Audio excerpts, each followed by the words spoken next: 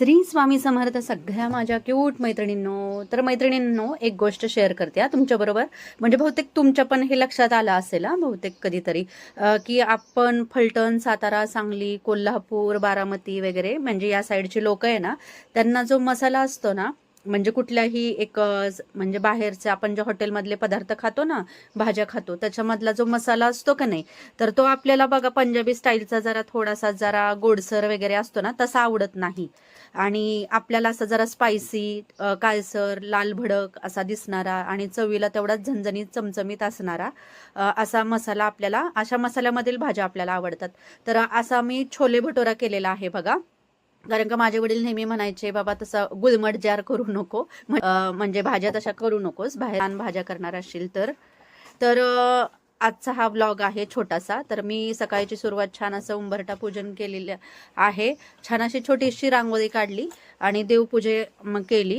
उंबरठा पूजन करून घेतलं आणि देवपूजा करून घेतली, आणि त्याशिवाय करमतच नाही बघा. आणि हे उंबरठा पूजन मला माझ्या आजीनी सांगितलं की दररोजची दगदग असते, धावपळ असते, त्याच्यात ना एवढा उंबरठा पूजन जे करतात ना आता विधियुक्त, तेवढं करायला कुणाला वेळ नसतो. आम्हाला रानात वगैरे जायचं असायचं, त्याच्यामुळे आमचं हे साधं सिंपल उंबरठा पूजन असायचं. आणि त्याच्यामागे एक शास्त्रीय कारण आहे, तर ते मी तुम्हाला नंतर सांगेल. मला माझ्या आजीने सांगितलेलं की कशा प्रकारे सिंपल साधं आणि पटकन उंबरठा पूजन करायचं ते. आणि मी इथं स्वामींची पूजा वगैरे सगळं करून घेतली आणि मेन रेसिपी तुम्हाला दाखवायची आहे ना आज, तर त्याच्यासाठी. आणि हे बघा माझे स्वामी, कंथा टोपी असते ना, तर ते घातल्यावर किती छान दिसतात.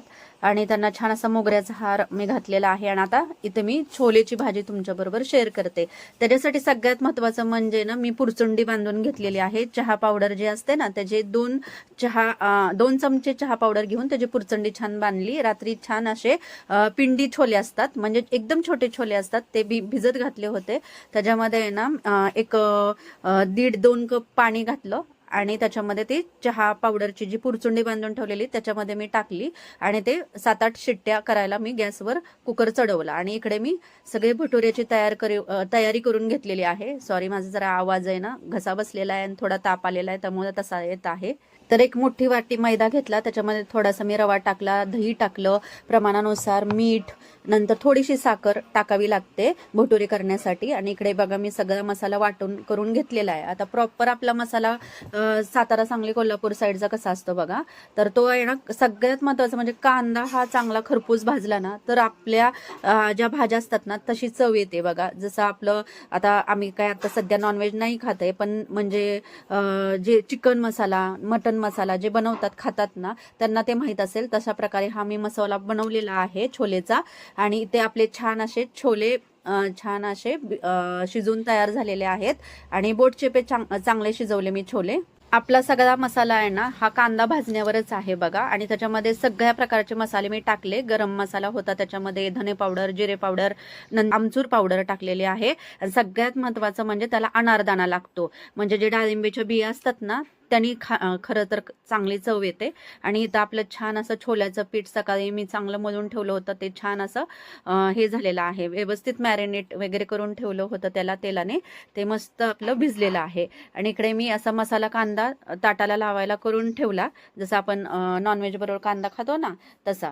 आणि इथे छोल्याची पूर्ण भाजी झाल्यानंतर आहे ना, ही सगळ्यात महत्त्वाची फोडणी म्हणजे आल्याचे काप, मिरचीचे तुकडे आणि आपलं कसुरी मेथी. आणि छान असे छोले आहेत ना, मस्त असे वाटले वेगळ्या प्रकारे, त्याला सॉरी वाटले नाही, लाटले. आणि छान असं वेगळ्या प्रकारे त्याला लाटावं लागतं, जास्त पातळ नाही, जास्त जाड नाही, त्या प्रकारे हे छोले तुम्ही बघू शकता. त्याचा रिझल्ट किती छान आलेला आहे. आणि हे माझे मसालेदार असे सातारा, सांगली, कोल्हापूर साईडचे छोले भटोरे तयार झालेले आहेत. आणि याची सेपरेट रेसिपी जर तुम्हाला पाहिजे असेल ना, तर मी तुम्हाला नक्की देईल. आणि प्लीज जरा मला माफ करा, थोडंसं व्हॉइस ओव्हर करताना थोडेसे शब्द चुकलेले आहेत किंवा काय, जरा थोडासा थंडी ताप आल्यामुळे ना थोडंसं व्हॉइस ओव्हरमध्ये चूक झालेली आहे. पण हां, तुम्हाला जर ही रेसिपी पूर्ण बघायची असेल ना, तर परत मी अपलोड करेल. आणि कुठलाही नैवेद्य झाला तर पहिल्यांदा मी स्वामींना नैवेद्य दाखवते, आणखीन त्याच्यामुळे चवीमध्ये भर पडते. कारण प्रसादामध्ये आहे ना, आपण कितीही छान स्वयंपाक करू दे, पण प्रसाद दाखवल्यानंतर जी चव उतरते ना अन्नामध्ये, ते प्रसादाची चव काही वेगळीच असते बघा. आणि हे छोले भटोरे एवढे सुंदर झाले होते ना, जसे लग्नात होतात ना त्याच्यापेक्षा सुद्धा छान झाले होते. श्री स्वामी समर्थ.